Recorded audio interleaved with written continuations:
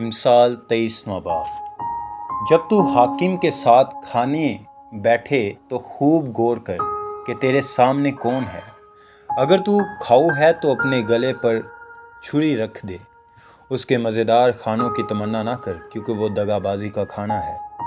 مالدار ہونے کے لیے پریشان نہ ہو، اپنی اس دانش مندی سے باز آ۔ کیا تو اس چیز پر آنکھ لگائے گا جو ہے ہی نہیں؟ کیونکہ دولت یقیناً عقاب کی طرح پر لگا کر آسمان کی طرف اڑ جاتی ہے۔ تو تنگ چشم کی روٹی نہ کھا اور اس کے مزیدار کھانوں کی تمنا نہ کر، کیونکہ جیسے اس کے دل کے اندیشے ہیں وہ ویسا ہی ہے۔ وہ تجھ سے کہتا ہے کھا اور پی، لیکن اس کا دل تیری طرف نہیں۔ جو نوالا تو نے کھایا ہے تو اسے اگل دے گا، اور تیری میٹھی باتیں بے سود ہوں گی۔ اپنی باتیں احمق کو نہ سنا، کیونکہ وہ تیرے دانائی کے کلام کی تحقیر کرے گا۔ قدیم حدود کو نہ سرکا اور یتیموں کے کھیتوں میں دخل نہ کر، کیونکہ ان کا رہائی بخشنے والا زبردست ہے۔ وہ خود ہی تیرے خلاف ان کی وکالت کرے گا۔ تربیت پر دل لگا اور علم کی باتیں سن۔ لڑکے سے تادیب کو دریغ نہ کر۔ اگر تو اسے چھڑی سے مارے گا تو وہ مر نہ جائے گا۔ تو اسے چھڑی سے مارے گا اور اس کی جان کو پتال سے بچائے گا۔ اے میرے بیٹے، اگر تو دانا دل ہے تو میرا دل خوش ہوگا، اور جب تیرے لبوں سے سچی باتیں نکلیں گی تو میرا دل شادمان ہوگا۔ تیرا دل گناہ گاروں پر رشک نہ کرے، بلکہ تو دن بھر خداوند سے ڈرتا رہے، کیونکہ اجر یقینی ہے اور تیری آس نہیں ٹوٹے گی۔ اے میرے بیٹے، تو سن اور دانا بن اور اپنے دل کی راہبری کر۔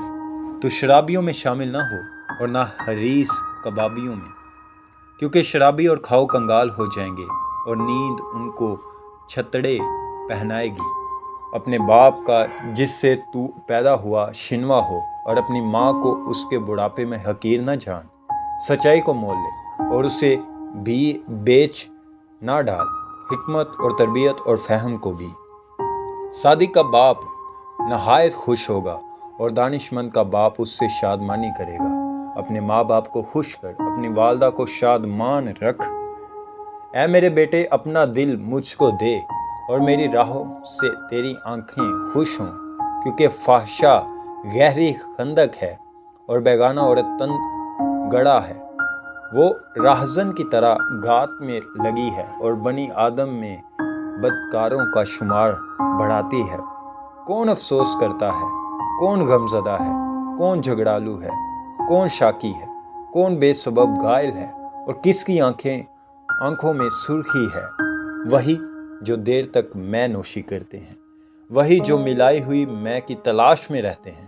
جب مے لال لال ہو، جب اس کا عکس جام پر پڑے، اور جب وہ روانی کے ساتھ نیچے اترے تو اس پر نظر نہ کر، کیونکہ انجام کار وہ سانپ کی طرح کاٹتی اور افعی کی طرح ڈس جاتی ہے۔ تیری آنکھیں عجیب چیزیں دیکھیں گی اور تیرے منہ سے الٹی سیدھی باتیں نکلیں گی، بلکہ تو اس کی مانند ہوگا جو سمندر کے درمیان لیٹ جائے، یا اس کی مانند جو مستول کے سرکے پر سو رہے۔ تو کہے گا انہوں نے تو مجھے مارا ہے پر مجھ کو چوٹ نہیں لگی، انہوں نے مجھے پیٹا ہے پر مجھے معلوم بھی نہیں ہوا۔